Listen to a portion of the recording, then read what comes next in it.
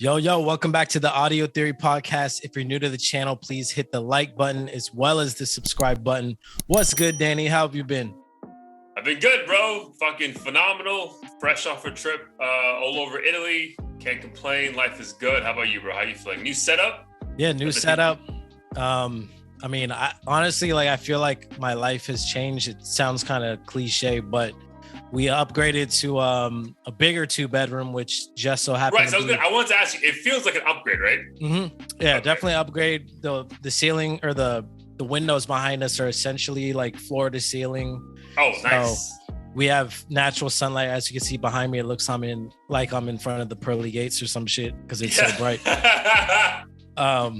But at night, yeah, the view is phenomenal. Like when you come visit, like this will be your room. Nice. We wanted this room to be the nicer one just because we spend so much time working. Like, sure, we might as well feel at peace while we work. So that's the office for both of you? Yeah, office for both of us. Nice. It feels spacious. We have enough space for like a day bed for guests. Nice. And yeah, I can't really complain. I think this was kind of something we didn't expect because we weren't too fond of the neighborhood, but I think over time we realized it's not that bad. We're central to everything. So we said, if we're going to renew our lease for the same price, we might as well upgrade a little bit, pay like an extra $150 or whatever it is. So yeah. Which in your normal expenses is like nothing, bro. That's like shit that you like randomly spend like on Amazon. You're like, oh, my bad. Yeah. In worst case, I'd be like, I'll just eat out less, like one night out of the month or something. So yeah, it's been good move. Awesome, bro. Happy for you guys. I guess the biggest thing on my side, dude, it's funny because everyone knows I got engaged, so that's the big fucking news, right? Italy was fired because I got engaged. Thank you, brother. But it's funny because a couple people who listen to the pod who I haven't spoken to in years were like, yo, we were listening to the last couple episodes and we figured it was happening. I'm like, really? Because I feel like I didn't give anything like away like that. Yeah, like, no.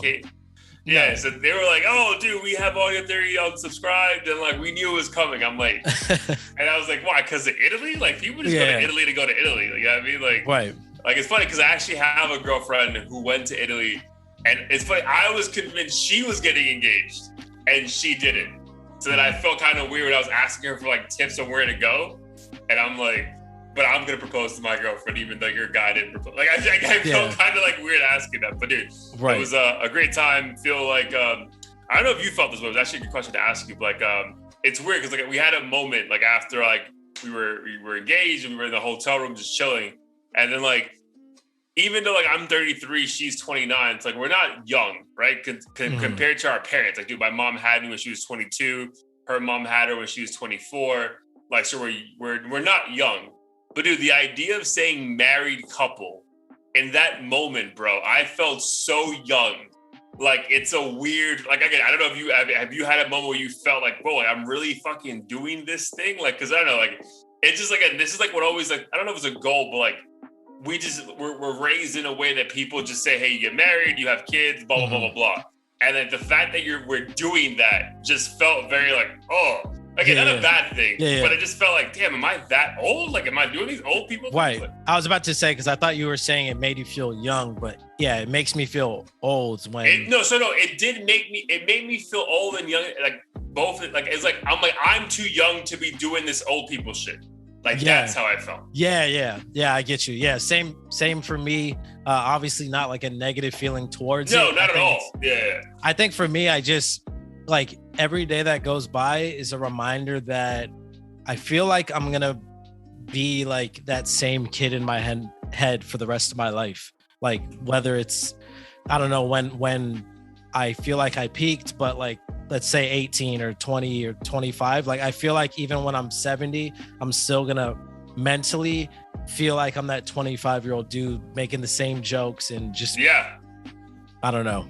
Which is probably how like, and I feel like as we get older, I think we mentioned this on multiple episodes, but like then you start appreciating your parents, right? Because we just see them as like the moment we're born, they're adults and they must have it figured out. Yeah, no, like, no, bro. Like I'm just a 30-year-old who happens to have 3 kids. You know what I mean? Like, right. No, that's funny you brought that up. I was thinking about that the other day. Just my parents and how growing up, you just follow their lead. Like whatever they say is blindly the truth. Yeah. And they know best, blah, blah, blah. But now that I'm older, I'm like, damn, I feel like I don't know half the shit they like did or knew about. But the truth is they didn't know either.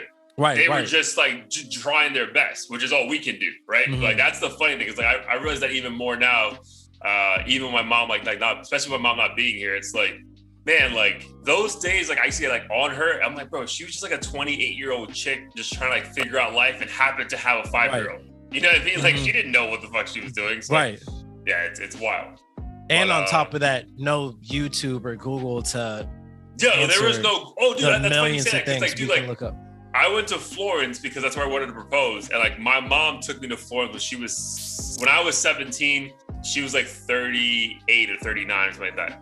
But like Google wasn't really a thing back then like that. So like when she wanted to figure out where to take me, dude, she had to call like a fucking travel agent and be like, yo, what are the things to do? Like, just like this shit we take for granted and just like insane that like what our parents did for us like back in the 90s and 80s. Right. Yeah, no, it's nuts. But thank God for technology because that shit has helped me in so many random instances. Dude, thank God, bro. Like, even just walking around, like trying to get from point A to point B in a random country, you're like, oh, I got this. As opposed to like back in the day, that would mean hiring a tour guide and dropping like a couple $100 bills for no reason. So right. But yeah, bro, life is good. Definitely enjoyed the break from work, but glad to be back in the saddle with this. So let's get into it. A lot has happened. But before we get into other people's shows, promote our shit, I wanted to talk to you about, obviously we're more than halfway through the year. So what's the next plan for like any Blair Anthony projects? For sure. Yeah. So I forget if we discussed this last episode, but my wife went to France for a couple of weeks. Her company has this thing where you can work from wherever, I guess in the summer. Oh, so nice. She and a couple coworkers went out there. So she actually was working there. I thought she was like on PTO the entire time. Yeah, she was working there. I forget if she took a few days off, but I know the whole group was like working there from time to time, but who knows how much they actually worked. But yeah, she was gone. So obviously I had a ton of idle time, mainly spent that time playing video games, working out. Right. I was looking through beats because she fucking hates hearing me screaming like from the other room while she's watching TV, sleeping, whatever the case is. So I was like, if I do record something, like now's a good time. So as I was cycling through beats, like I mentioned, I found one and like immediately the melody and everything came to me. So I banged that out. Took my time with it though. Like, you know, when it comes to like ad libs and certain little subtle things that people add to the songs, that for me personally, at least it adds a lot. So I didn't want to rush it, even though I had like the verses and the hook down. I tweaked the hook, changed it around. So now it's done pretty much. I have it in being mastered by the same guy I used for my last couple of songs. Nice. And then the cover art, I'm super excited about. I think it's my personal favorite cover art that I've gotten so far. So if all goes well. So without giving the song name away, do you have like a general, like, can you give like the general idea behind the song? Oh yeah. You can have the song name too. It's called Paradise. I guess the general concept about the song is just, I don't know, being with a girl and just imagining yourself in like the most peaceful, dope setting with her. Just thinking to yourself like, damn, imagine if we could get away and like do XYZ. Yeah. And I don't know, I'm a big travel person, so the concept just kind of came to me. Love the beat itself, and the cover art kind of fits that theme as well, which is cool. So yeah, if all goes well, I'll have it out by end of August. That way I have time to like submit it to blogs and stuff like that. But nice. Yeah, like excited. Paradise, summer. It's so summer. Yeah, so that too. So I was like, I don't know if I want this shit out too late. Yeah, it's fucking February. It's like, bro, it's freezing. Exactly. But yeah, I'm happy that it came to me because at a certain point I was like, damn, I don't know if I'm going to release anything for like 6 months. But like, so like, obviously this is like the beauty of this, the pod. Like, in those moments where you weren't able to say come up with a track, do you in that moment think it's like writer's block or like you're not inspired? I think it's a little bit of both. Okay. So it's kind of like the chicken and egg thing, because if I hear a beat that I really like, then I kind of force myself to try to do something with it. And then if I get like a little melody going that I like, then the inspiration kicks in. Gotcha. But sometimes I'll hear a dope beat and like I don't know what I want to lay on it, or sometimes the beat's like super aggressive, but I'm not like in that kind of mood, and then or I don't want to like, you know, just have a bunch of corny bars that like mean nothing to me. So I think that's the tricky thing. But I think just not putting pressure on myself really makes it easier to kind of be effortless with it. And I've also been trying to like focus less on super long ass beats too, because this song itself, I think it's only like 2 minutes long, but I think that's all it needs to be when I hear it back. Like, you don't need to hear the hook on this shit 5 times. Sure. Whereas like Chris Brown, for instance, can have the hook play like 5 times. And if the song's a hit, it sounds dope. But for this one, I think the length is perfect. Got you. All right, dope, bro. You see this? Paradise? Mm-hmm. Nice. Paradise. Yeah. Nice. So hopefully we'll have that out before the summer's up. It could be a summer banger. Dude, I'm gonna tell you, bro, like I came back from Italy, and dude, my family was over the Drake album because that shit was on replay, bro. Like, but it fit perfectly, dude. So I mean, that could be like our first topic for the day. It's like my thing is like I wanted to talk about just like the impact of Honestly Nevermind, because, bro, like it's a drastic difference from CLB. Like I feel like CLB was the hype about like, oh, it's going against Kanye. But dude, the moment that shit dropped, we stopped talking about it. We even said, but like both of them, right? Like we just moved on. Like it is what it is. Because I guess the buildup was so long. But bro, Honestly Nevermind has been out for close to a month and a half, or maybe a month and a week. And bro, that shit is still getting crazy spins. So like your thought on just like the overall impact of that body of work. Yeah. I'm glad you brought this topic up, because now we've had a time to put it to the test and see like if it had an impact. I definitely think now that you're on TikTok, the culture of that, like memes and stuff, always works in Drake's favor, like no matter what album it is. But I think in this instance, like in Drake very well may have been intentional with this, but you know, it's the summer, like that kind of dance music's I feel like universally loved in a way. It's very easy to digest, and works like in pretty much any setting. His other music did, but I feel like this even more so. Because this one's like you don't have to be a hip hop fan, right? Like think about it, like if it's summer 2015 and he drops, you know, we're listening to say what I did, right? Like you have a yacht in the middle of the fucking Mediterranean Sea. Like you're not playing Jumpman. Like you're just not. Like not because it's not great, it just doesn't go with it, right? Yeah. Whereas it feels like this goes with everything anyone's trying to achieve in the summer. Right. Again, I don't come across like some fucking like condescending dick, but like that's, I'm just letting you know, like that's just like it's just not the vibe. For sure. And I don't know. I personally feel like Drake kind of already peaked. Not to say he can't continue to sell and break records and shit, but I feel like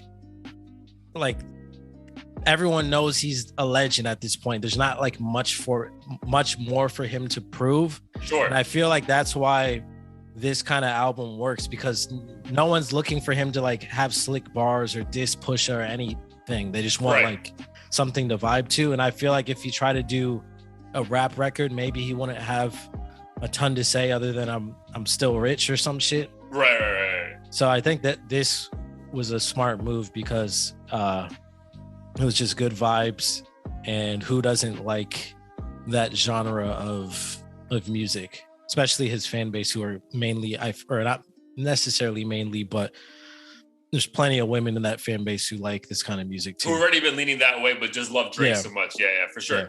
Dude, but like, I would say like, dude, this might be blasphemous, but like, this might also be like the best version of it. in the sense, like, to everything you just said, right?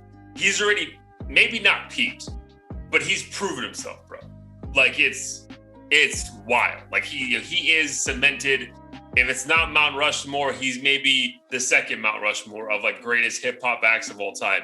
Mm-hmm. So this version of him is like, bro, I'm above all criticism. Like, that's the version of him I'm getting right now, bro. Because think about it.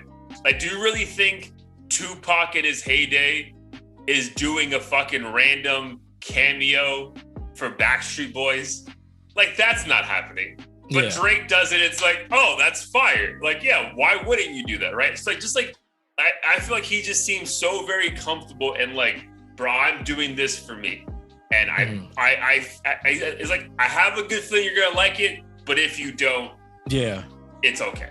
Yeah.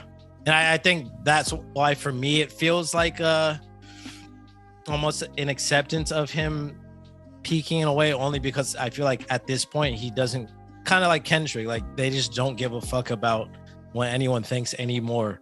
It seems like every other album, he's constantly like, I don't know, getting back at the doubters and the haters and shit. And now he's just like, I'm so rich, I literally can't hear your opinions. I'm so high up. Like, yeah, but I mean, but it's almost. But I would still say that like there's definitely still like a line in the sand though. It's not like I don't know which artist is a good comparison, but like it's not like, yo, I'm above this. I don't care what you think. I'm gonna give you whatever I want.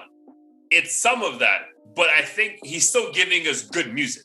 Mm-hmm. Like, it's not like, yo, I'm still bumping this shit nonstop. Like, it's not, you know, like, it's not like it's bad, right? It's not like a Post Malone album where I'm like, bro, what is this? Right. You know what I mean? Like, I'm still like digesting this, enjoying this, playing it back. Like, dude, Jimmy Cooks, like, we can say whatever we want about the first 10 tracks. Like, Jimmy Cooks is probably one of the best hip-hop songs of the year. You know what I mean? Yeah. So, like, that in itself shows you, like, there's a level of, like, comfortability with him that he's like, bro, like, I'm above everything right now, and you can't tell me anything. And, like, almost there's a weird problem, like, fuck, dude, like, is he about to retire? Like, is he about to go away? Like, what's going on? Because he just seems very comfortable, which, again, I think we're benefiting from a content point of view, because I don't think at any point during CLB, even though we had 4 or 5 songs that we both agreed thoroughly enjoyed, that he felt like, bro, I'm in supreme mode right now. It felt like a rushed album that had to come out because we've been talking about it for a year and a half. And like, honestly, Nevermind feels like its own body of work that can be judged very well for years to come. Yeah. I also saw an interesting comment that I feel like is very true. It said, someone predicted that if he had released this as like a, let's say 4 or 5 song EP with Black Coffee, and it was like a mixtape or something or summer project, that the reception would have been very different. Like, people would have like better criticized it less. I think the fact that he labeled it as an album and had like 14 songs or whatever, I think the hip hop fans got upset because like lost their minds. Yeah. Whereas if this was like a 5 song EP with this guy, people would kind of separate it and be like, I think it would have been more intention or clear that he was like trying a new sound, and people would have been less aggressive with their commentary on like how terrible it was or how he doesn't know how to rap. But low key though, I think that's why I'm grateful that he did, not grateful, but I think it's better for him that he did it this way, because those same, and dude, I see it on TikTok now, like those, like every TikTok meme about this shit is like, oh, me listening to this shit the first week, me 3 weeks later, like losing my, you know what I mean? I think like people hating it that hard and then quickly changing their minds helped him even more, bro. Because dude, like, again, dude, we both agree, like Kendrick dropped the classic, bro. And then I see videos of him on tour right now. It looks amazing. But we can both honestly say now, being a month and a half removed, like it came, we enjoyed it, but it's just too much. Like we don't want to listen to it. Like with this shit, dude, we're going on close to 2 months of this shit being out, and we're still like, bro, when's the next party so I can hear? Like, I'm going to New York next weekend, dude. They better play this shit. You know what I mean? Like, so like if I don't hear N95, I'm gonna be okay. So like, I think the hate initially actually is propelling this to last longer and be more relevant. Yeah, I think for me, I'm still very confused or disagree with some of the commentary around it being like this super experimental, far out Drake. Because your point is like it's not too far from what he's been doing. Like if this is like as if he took passion fruit and like kind of ran with that. Like Drake always was a chameleon who could do a lot of this shit to begin with. So for me, it doesn't seem like that strange for Drake to do this because it fits. Like it's not odd to me. I mean, no other rappers are really doing it, so I guess that's why. I'm sure the hood dudes like didn't even know house music existed until he did this shit. So yeah, but I think it's also like a recency bias, bro. People forget about fucking Passion Fruit and like wasn't like Maldiva Room. Like there was like 4 or 5 songs that More Light Project are just like this. Yeah. You know what I mean? Like just like this. So I was just like, bro, like how do you not get this vibe? So no, I feel you with that. But again, I think it's more like a recency bias, bro. It's like, it's not what everyone else is doing. Kendrick just came out with a fucking pure hip hop album. Yeah. So like, oh my God, a GOAT's coming out with a fucking Diplo verse. Like what's happening right now? And then on top of that, like drill is the most famous or the most popular genre of hip hop. So that I don't know if it's popular. It's the most like done version of hip hop right now. Yeah, most done. Yeah, I don't know if people are begging for it and requesting it, but it's definitely everywhere. Dude, bro, every time I hear like, it's always some random rapper too. And it's like, bro, like you're like the 15 version of this. Like at some point be unique, you know? So, but yeah, I just wanted to talk about that, bro, because that was, I don't know, I feel like this album feels way more impactful than, I would say even more than Scorpion. You know what I mean? Like, and Scorpion aged very well.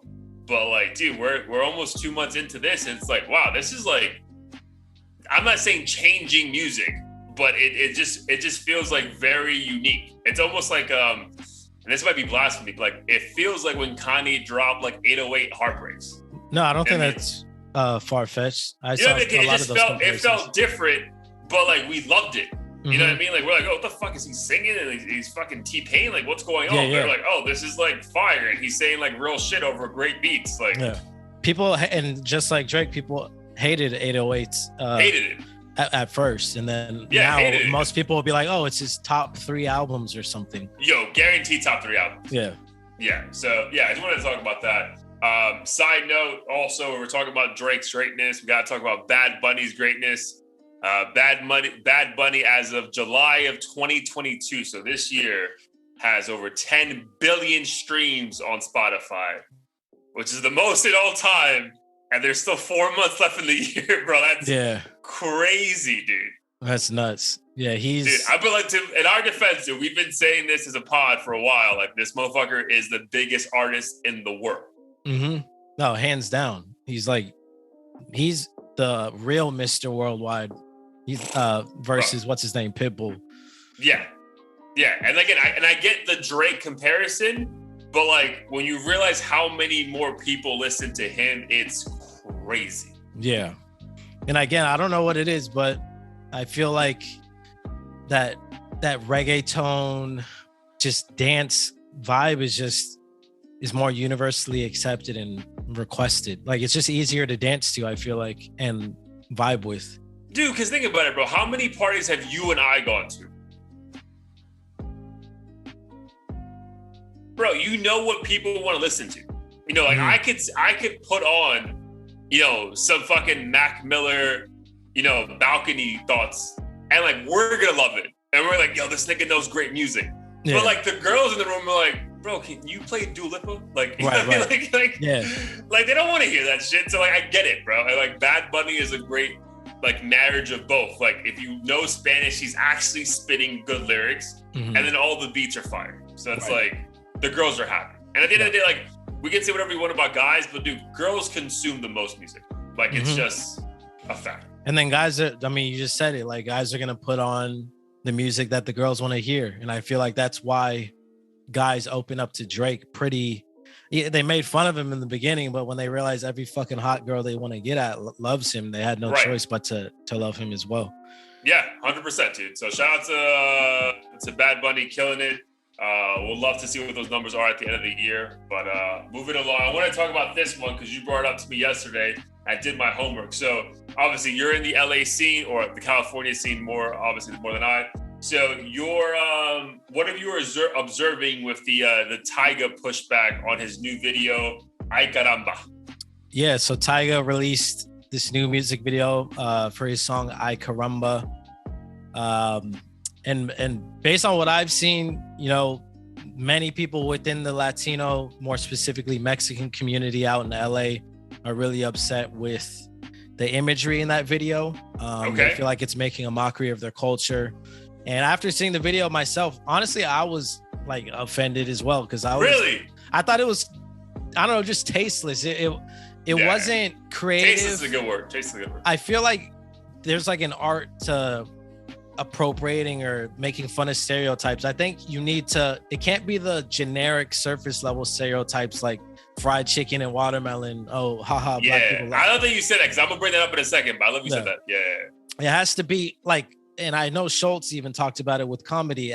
You have to kind of earn the love of the culture. And if you know, like, only the intricate details that someone of the culture would know, if you can poke fun at those things, then they're like, oh, he's one of us. Like there's no way he would know that unless he really fucked with our culture. Right. Whereas in this video, he just had some like bald dude fucking eating nachos and like bull riders and which is not even Mexican. Right. And then to my knowledge, he didn't have any like I don't know, reputable Mexicans within the community in the video. No cosigns. Yeah. Like there was just nothing in that video that said to me, oh, he fucks with the community. I know, YG and him had the song Go Loco. To my knowledge, people fuck with that because there was like real gang members, and they even had a Spanish artist, even though he's Puerto Rican, on the track. So I think overall, people were more receptive to it. Like YG signed a Mexican rapper. So there's a lot of like, politics outside of the video that I'm sure made that one fine. But this shit pissed off a lot of people. Damn. So you know what's funny though? Because I'm glad you brought that up, that the fried chicken shit, right? Because I was comparing it to, like, so in my mind when I saw it, I'm glad you texted me afterwards, because I was like, bro, I fucking heard this song before. This is not new. But in my mind, I'm like, oh, this is like a watered down part 2 of Go Loco. It just it sounds the fucking same. So if anything, I was more offended at the lack of effort to make good music. You know what I should have said that. I was pissed at how bad the song was. Yeah, exactly. Like I was like, it's catchy, but it's also trash. I'm like, where do I know this from? Like, oh, you did this before. Like, I'm like, you made the same version. But dude, I feel like it's weird though, because like I was trying to play devil's advocate, right? And like I can see where he thought he had the permission to make a song like this because they fucked with him on Go Loco, right? Mm-hmm. Like he got that cosign from the community. Like, yo, like, dude, we fuck with you, do your thing. Because that was thinking about like Fat Joe, right? Because Fat Joe gets that cosign from Black culture. It's like, yo, we'll let you use the N-word, right? Mm-hmm. But don't cross that line, right? So like I was thinking like this motherfucker, to your point, if this motherfucker came out with some wild video where he's eating fried chicken and drinking fucking purple fucking grape soda or whatever, people will lose his mind, right? Because they're like, yo, what the fuck are you doing, bro? Like, we gave you rope, but my dog, like, you're still not us. Like, we approve you, but not, like, you're not one of us. Yeah. So I think that's how I felt with this project. It's like, bro, like, we gave you the cosign. We know you always have Spanish models around you, which are, OnlyFans thing or whatever. But dog, this is straight disrespectful. So like initially I was like, bro, like what the fuck? Like, why are you mad about this? But I'm like, yo, like, I get it. You know what I mean? Like I was like, bro, like you're not complimenting the culture that you're talking about. I'm not saying you're dogging it, but you're giving the most obvious fucking stereotypes that everyone knows. And it's like, You're not elevating this. So if you're not elevating it and you're not one of us, then bro, fuck you. And I agree with that 100%. Yeah. And I think that's what you hit the nail on the head. It was the combination of things. I think if the song was like undeniably dude, the song was a banger. Banger. No one's mad. Yeah. No one's giving a fuck. But the song's corny, and then the imagery's corny, and then with those two things combined, you're thinking to yourself, oh, he's just making fun of us for a check. And that's how I would interpret it if I was part of that community. Like, oh, there's really nothing here that is for us. And for that reason, people are pissed off, understandably. And it's also like, bro, like, you're Tyga. Like, we low-key sometimes don't even know what you are. Not like race, but like, are you a rapper? You know what I mean? Like, we don't really check for your music. So like, if you're gonna come out of nowhere, it feels, and drop a song, like, bro, why? Like, what do you like? It's just like, it'd be one thing if this was like a fucking like, dude, think of any art. Like, I don't know, bro, like A Boogie or an ASAP Rock. Like, that's like all they do is make music. You know what I mean? Like, we check them for that. But like, I feel like Tyga has this persona. Like, yeah, you rap, but you also do a bunch of other things that we don't really. Like, you're just like a celebrity. You know, you're just a celebrity in hip hop. So for you to be a celebrity, but we don't take you serious as an artist, and then for you to drop some shit that's low key or high key offensive, like, bro, what are you doing? So I get it. Initially, I had pushback on it, but then like, you're like, all right, I get it. Like, bro, like, this isn't good, first and foremost. And like, we gave you a pass before because it was great. Now you're just making fun of us. Like, fuck you, bro. Right. So like, you're making fun of us for like a few thousand views on YouTube because like, no one's buying this shit or checking it on fucking like Apple Music or Spotify. Mm-hmm. And this wasn't even this was actually the third, I think, song that kind of tapped into the community. There was one called Mamacita, which actually is a really good sounding song. It is. To my knowledge, he's not really talking about stereotypes at all. It just has like the Spanish guitar. Yeah. And yeah, I think those two things combined, Go Loco and that, he was just like, all right, Mexicans and whoever else mess with me.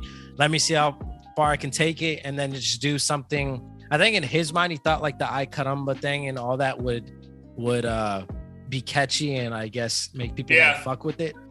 But I heard Mexicans say like, oh, we don't even say that, or we don't even bullfight, really. That's a Spaniard thing. That's a Spaniard thing. That's not even close, bro. But you know what's crazy though, bro? Like, if I had to think, this is why low-key I feel bad for him, Tyga, is that if I had to think of his demographic, it probably is Mexican fans. Oh yeah.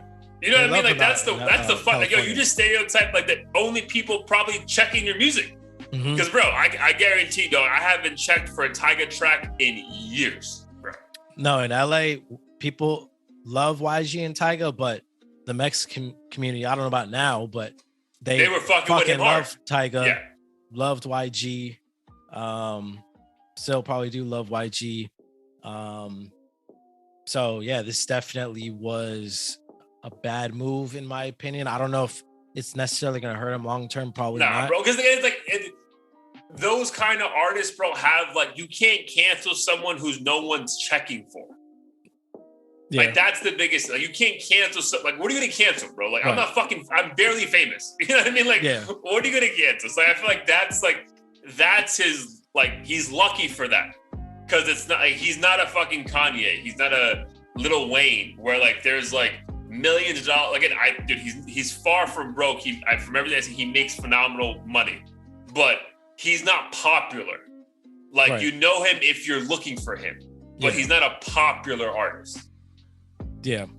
Also, I think it's not like he necessarily said something about the community, like, oh, I don't. Right. You just did it. Yeah. You just misinterpreted. He can say you misinterpreted what I was going for with the album. Right. Yeah. Or the video, sorry. Right. And people will forget it in 3 months when he has another banger like Taste or whatever that was you just have to listen to. That was a banger. But I also would say that was a moment in time where you could put Offset on any song and that's just going to be a hit.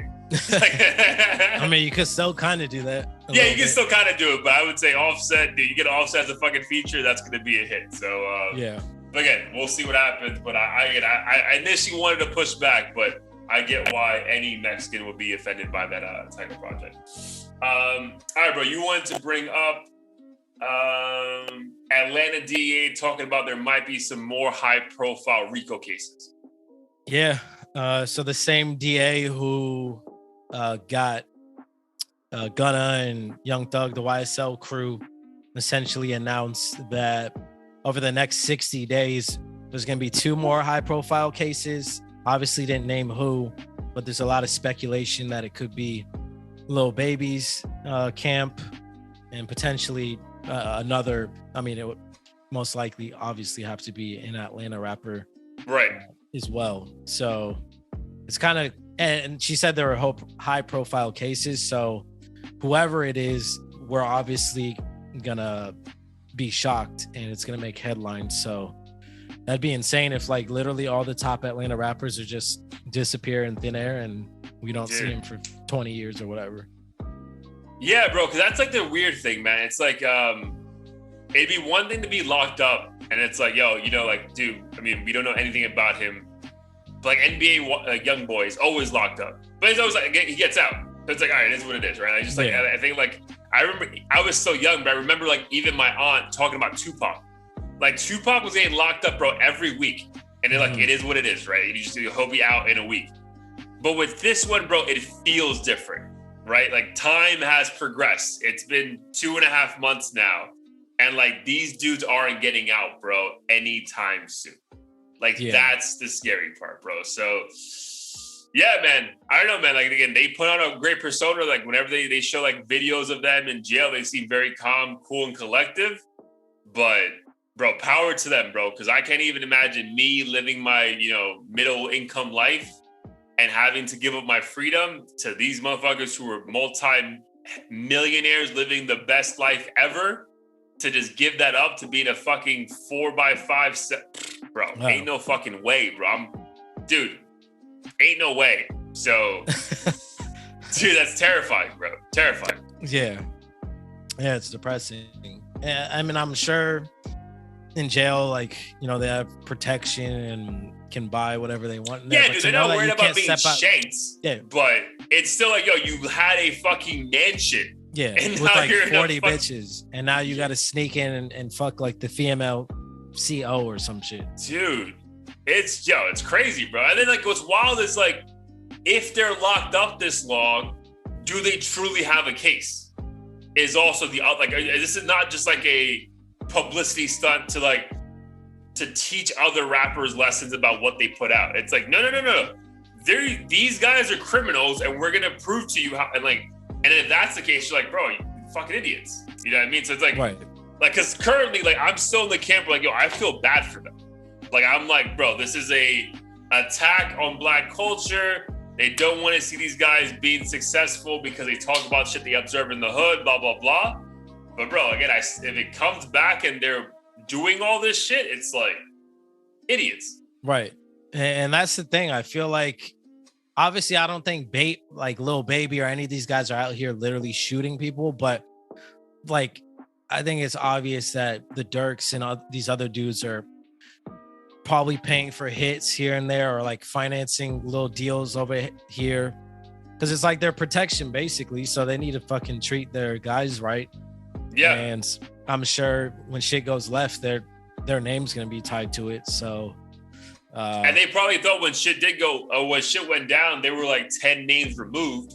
But then that pressure comes from the law. And now you're like, oh, it's 10, 9, 8, 7. Like it gets closer and closer. You're like, oh, fuck, it can get back to me. So, yeah, it's wild, bro. It's wild. So, yeah, I'm intrigued to see what happens. Hopefully it doesn't happen. That's just like a stunt by the DA to scare people to act right. But yeah, bro, it's looking more and more likely that these dudes aren't out this year. Which is, bro, again, dude, like I'm telling you, man, not that I am a huge Gunna fan.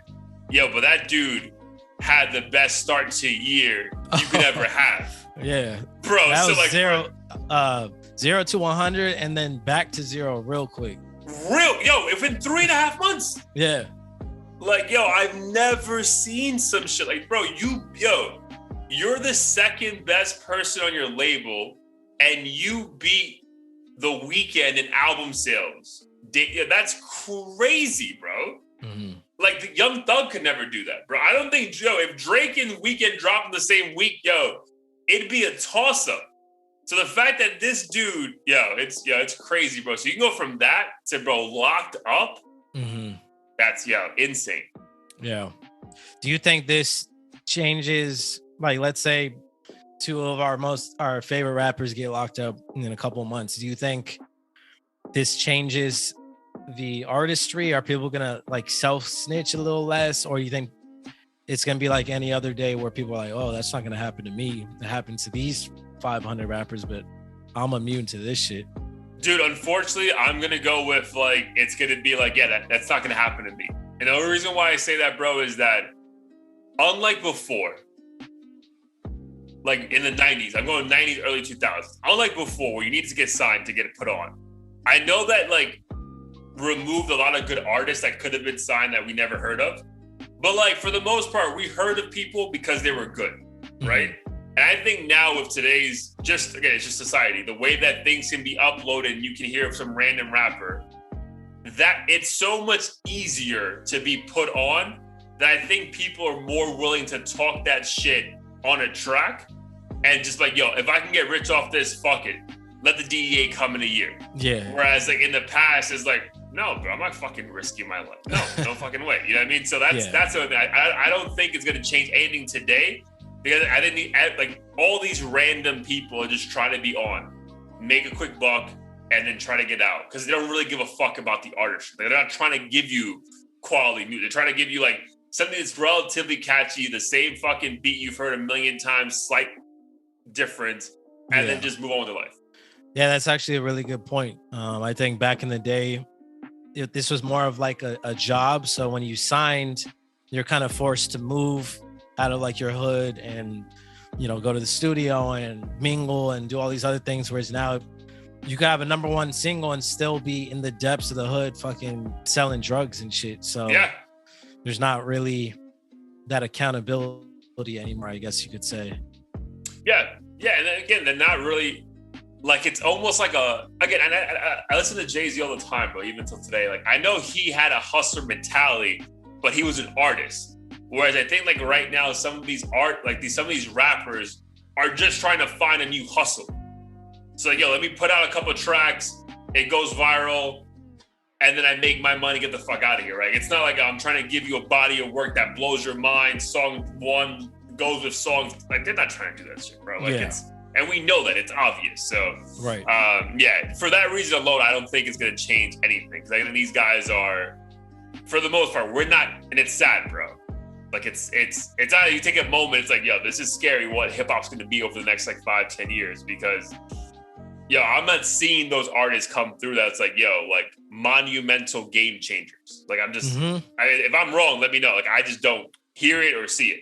No. And that's why every time we have these conversations about Drake and Kendrick, like we realize the GOATs they've proven themselves, and now they're in the phase where they're like, I'm so rich, I can sit back and just experiment and still make great music, but I'm not trying to necessarily be the guy constantly anymore. Right, like I'm not giving you a feature on every one song. Right. I'm not giving you a mixtape. Fuck your mixtape, bro. Like, right. You know what I mean? Like it's getting to the point where now Drake is almost like the elusive like Jay feature. Like we don't hear him featured a million times anymore. And I thought about it. That's a great point, bro. That's actually a very good take. Because even 2 years ago, bro, he would pop up on any dude. He was on Block Boy JB's fucking. It's like, bro, why? Like, why are you doing this? Right. And I know we mentioned before, like ASAP Rocky and Travis are kind of like the only other two guys who might be able to carry this shit a little bit longer. But other than that, like no one really has caught the public's eye. Like this dude's gonna have like a 30-year career and be like J. Cole or Drake or anything. Not at all, dude. Not at all. Which again, I think it's just scary, bro. Because like you try to decipher through everything that we're getting, you know, in today's music. You're like, yo, who is it, bro? You know, hopefully we discover him on the podcast and we can interview them and, you know, it leads to something like that. But you just sit back and it's like, bro, like I for myself personally, bro, like I was grateful. We're gonna get to this in a second. But I was grateful for the Just Adam body work. I'm like, dude, finally something new and good that I like. Because like I was like, bro, like new music is dropping week after week, and I'm just like, whatever, bro. Like, I'm not saying it's trash, but like I'm not trying to fucking listen to this shit like every day, you know? Like, yeah, 100%. But yeah, time will tell. Yeah, time will tell for sure. But Yeah, hopefully again. No, I don't want any more rappers locked up. That in itself is a fucking terrible pandemic. But we'll see what happens. All right, bros. That's everything I had. Anything else you want to add before we get out of here? No, let's dive in. Let's dive in. Here the week, episode 114. What's something you've been bumping, my dude, over the past week and a half? Yeah, so thank God for. So I completely forgot to mention this in the beginning, but I went to Audiotistic to see Schoolboy Q. Okay. It's mainly an EDM kind of festival, but Schoolboy Q was performing, so my boy Moon was like, "You down to go see him?" Obviously went to that event. Lost my fucking phone. No, it was in San Jose, which is like an hour south. Yeah. That's when I lost my damn phone. Someone pickpocketed me, I believe. Whoever that is, I hope they fucking die in a fire. Dude, that's why you gotta go fanny pack, bro, or bag. No, I'm doing it from now on. But I'm in my head, I'm like, I always keep my shit in my front pockets, nothing in the back. So damn. So you think it's front pocket pickpocket? Yeah, and my pants are kind of loose, so I imagine that's how it happened. Or I could have somehow dropped it and someone stole it, but I'm pretty sure I was pickpocketed. Damn. I was like homicidal as a motherfucker. As soon as bro, I'm ready. I'm swinging. I was looking around. I'm like, anyone with the blue iPhone is jaws sucked. Anyone with an iPhone. Anyone with an iPhone. But yeah, we were vibing out, so I was in a good mood. I just ignored it. I'm like, I had insurance. I'm like, take fuck that out. Take that out. Yeah. But anyways, the reason why I brought that up was because I was listening to a lot of Schoolboy Q, but the Spotify algorithm brought me to this rapper who you may or may not be familiar with. His name is Jero. Oh, hell yeah. From Chicago, I think. Yeah. He had that viral song. Cleveland. Yeah. He had that viral song that LeBron was playing like 6 years ago or way back when. But it played a song he released a long time ago called All Night. And the beat and the vibe is like just super soothing. Like it's a hip hop sample from, I think, an R&B singer, but like it just has a really feel good vibe to it. Something that like you could listen to all night or all day. All night.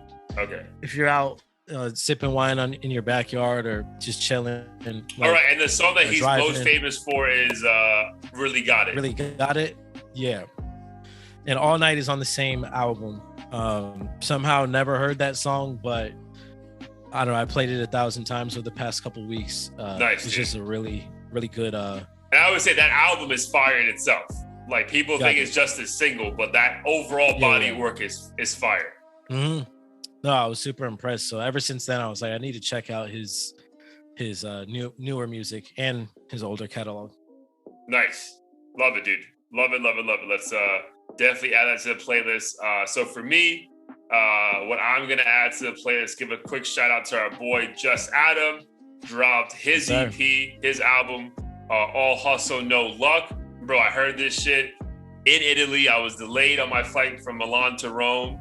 And bro, shit was flawless to me, dog. And I think like what I appreciate about this is like, I think we spoke about this offline, but we can talk about it now. And I don't think he'll be offended. Like we've been saying like, bro, we get the lane he's trying to be in, right? That laid back, rap. But like, it'd be dope to hear him on a more hype hype production. Mm-hmm. I think this is the perfect medium for him on this body work. Because there's moments he gets hyped. Like on I Don't Know How to Act. Like, bro, I think you and I have been begging for a song like that from him since the moment we discovered him, right? Yo, yes, motherfucker. We're like, we're telling you, you're so talented, do that more. So I really appreciate that. So if you haven't listened to it, it's only 29 minutes long. It came out last week, go peep it. But for me, my standout track, which I fucking loved, was the Stay Awake / Paranoia. Like, that's my heat of the week, bro, because that production quality, the beat switch. I'm a sucker for a beat switch, bro. I don't know why, but like the lyrics are fire. The way he delivers his fucking, I get it.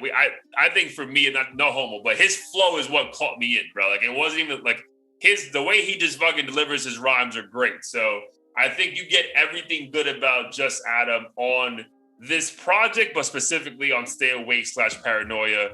It's like the best version of him. So my hit of the week, bro. I was actually in the room when I landed in Rome, ironing to this shit, and Gina was like, could you play like more like modern music? And I'm like, no, bro, we're fucking listening to this shit. Like, you know, every fucking track. And like, bro, eventually she came around because it's just like good body work. Yeah. And what I also appreciated about this album, I mean, you already mentioned it, the production, but as a West Coaster, I could definitely hear the influence in the production. I don't know if you're familiar with Larry June, but hell yeah. Yeah. He mentioned he's a fan of him. I definitely got Larry June vibes, which in my opinion is a very laid back, but like upbeat feel to it. And I think it complements his flow and voice very well. And obviously it resonates with him and his message and everything, because it doesn't feel like this kind of switch in production was like a new path for him. No, dude. Like it was like it's almost like it's effortless. It's like doing what works for you, but still elevating your quality. And like that's what I think this is, bro. Because dude, there's numerous songs like Don't Know How to Act, Still in Miami, Stay Awake Paranoia, Nobu, Mornings with You. Like these are just tracks like, yeah, it's a Just Adam song, but like I don't think if he would have done this a year ago, would have felt different. Whereas like him dropping it now, like it just feels like an evolution. So that's why I was like, you can do. I was thoroughly impressed. It wasn't just me shouting him out because like he's our friend or whatever. Like, this shit's a fucking really good body of work. 100%. And you could tell. I mean, we follow him on the gram, but you could tell he took time with this and wanted to kind of perfect the sound and really take his time with it, as opposed to just, you know, making a bunch of, you know, 10 random songs and throw it out just there here and it hope is. It gets streams. Yeah. Because I think he brought up on the pod, like he heavily curates his shit to be exactly what he wants. So dude, I'm happy for him. I'm glad it worked out. And if you guys haven't peeped it yet, go peep All Hustle No Luck by our boy Just Adam.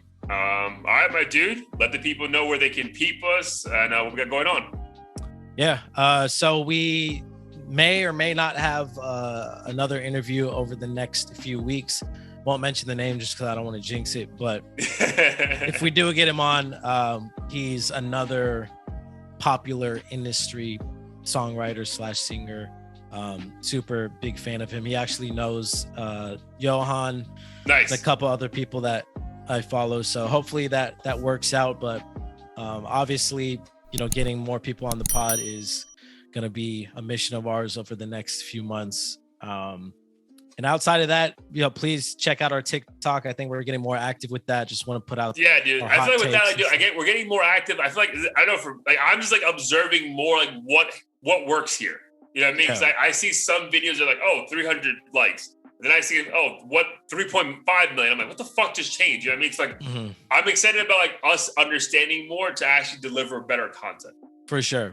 And I think, you know, we've, even in like the 5 or 6 posts that we've had, I think we've kind of gotten a feel of like what gets a response in terms of likes. We've gotten a couple comments here, but we haven't gotten like follows. And I think that's what we need to crack, because who knows what we have to do, because I'm used to seeing skits of people shaking ass or being super funny about some random shit. Whereas with us, like, we're having a conversation. So we gotta figure out a way to make that resonate in like 10 seconds or whatever it is. Yeah, but I really think, bro, like after still looking at like what like the main podcasts are doing, I'm telling you, it's gonna be something like I got the one with like the closed captioning. Yeah.